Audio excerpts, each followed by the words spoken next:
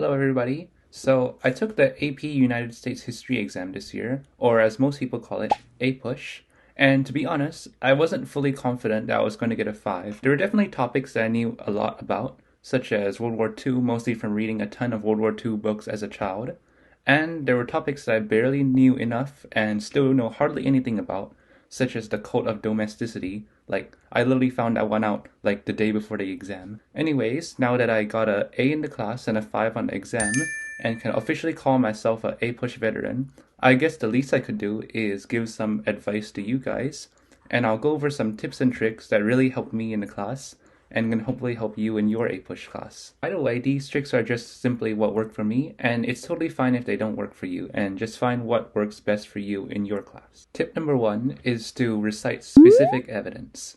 So when I took the exam in 2023, there were 3 prompts for LEQ, and I chose prompt number 1, which is evaluate the extent to which changes in colonial societies in North America from 1700 to 1776 contributed to the growth of a revolutionary movement.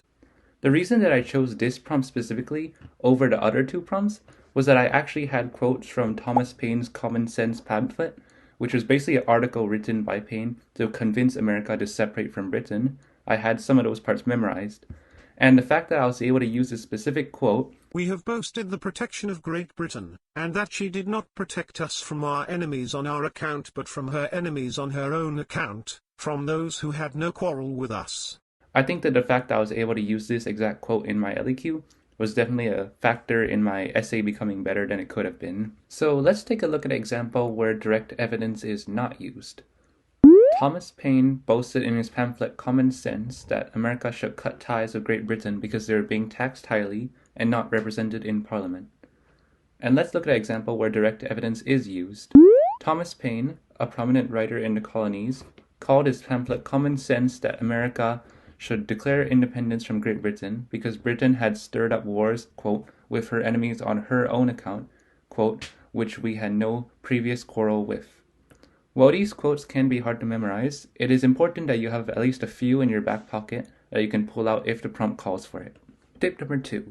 Have pieces of evidence ready for each possible argument, and I'll explain more of the argument is later. So what I basically did is I tried my hardest to prepare at least one piece of evidence for each possible quote-unquote argument covered in the exam. It goes without saying that you should definitely have the context down before you even get started handling the evidence, as the evidence is pretty much useless if you don't know what's going on in the time period. And what is argument? Well, an argument, as I would define it, is an event or topic plus the opinion of a faction at a time regarding the event. For example, a possible topic could be the dropping of the atomic bombs on Hiroshima and Nagasaki. The arguments regarding this topic would be the American side supporting the bombs and the Japanese side opposing the bombs.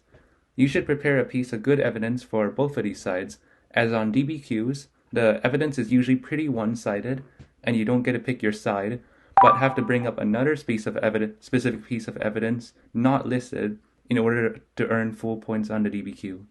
In this example, a piece of evidence supporting the bombings would be President Truman's justification following the bombing of Hiroshima, in which he argued that the bombs were dropped to, quote, shorten the agony of war. A piece of evidence opposing the bombings would be an interview with many survivors of the bombings and witness the horror firsthand. Tip number 3. Memorize some dates. Now, a lot of YouTube videos that I watched before often tell students not to memorize any dates, but to rather understand the concepts and the reasons instead of date. While I mostly agree with that, and do think that understanding the concepts will get you much further than brute force memorization of the dates, it is worth noting that your essays will be considerably stronger if you have the specific dates to your evidence. Also, you should definitely know the dates to key events, because oftentimes on the APUSH exam, they'll give you a piece of evidence and then ask you to come up with another specific piece of evidence within year X to year Y that supports or refutes the claim made in the evidence. This is an extremely common type of question that you're almost guaranteed to encounter on your exam, especially on the SAQ section.